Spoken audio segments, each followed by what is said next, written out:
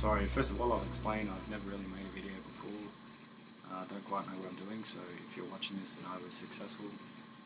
So I apologise for the rawness of this video. So yeah, I'll do the best I can.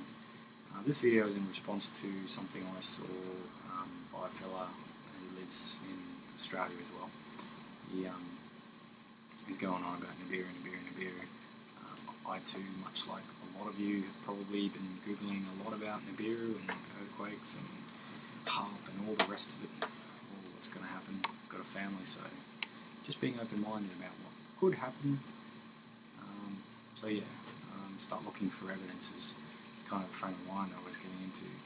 Anyway, he suggests going out in the early hours of the morning because we're in the southern hemisphere. We have some sort of advantage over seeing something. I don't know.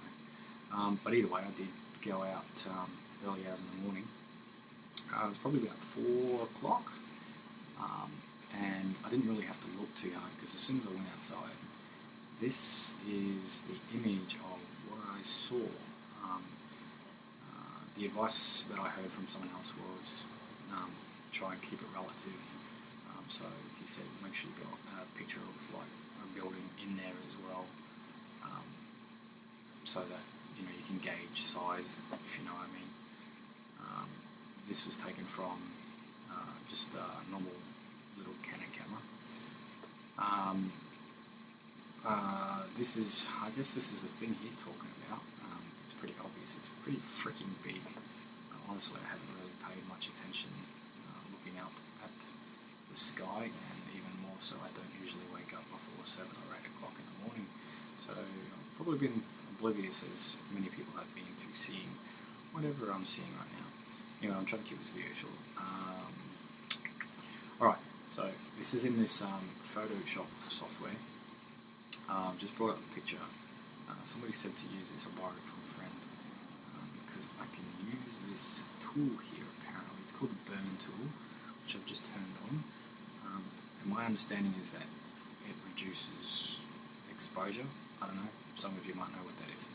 Anyway, if I do this, okay, and if I do that again, right, the first thing I notice here, I did do this once before, just so I knew what I was doing really when making this video. Or whatever the hell that is, it's still pretty bloody big and bright.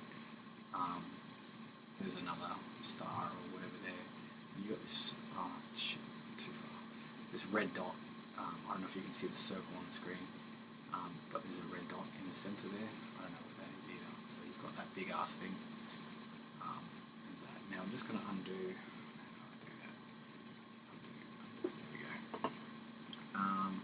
Playing around with the filter gallery. That's the one. Alright. Now, where is it? Textures. This is the one. Alright, zoom in please. 400. There we go. Well, that's pretty self-explanatory. That's, I don't know, it's called glowing edges is the style. So I guess it accentuates the edges and makes everything else go dark, as you can tell. First thing you notice is the big red ring around this big glowing object in the sky. This seems to have a bright ring around it, and that is still red. I don't know, planets, stars, is that Mars? I don't know. I'm not an astronomer. I'm not even going to pretend I know anything about anything. Oh wait, there's one other thing. I was going through all the styles and sketch, I think it's called base relief, bas relief, I don't know. How cool is that?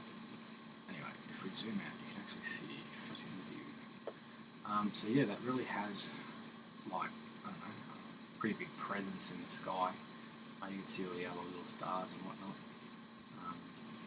And this is, the roof of the tree. So yeah, it kind of stands out pretty bloody well. It's 600. So I don't know what I'm seeing there. This big indented pencil dot. A star. I don't know, it's kind of like I don't know, I'm not even going to pretend to use big words. Anyway, let's zoom back out. That's all for you to have a look out and discuss and correlate with other stuff you're watching. Cheers.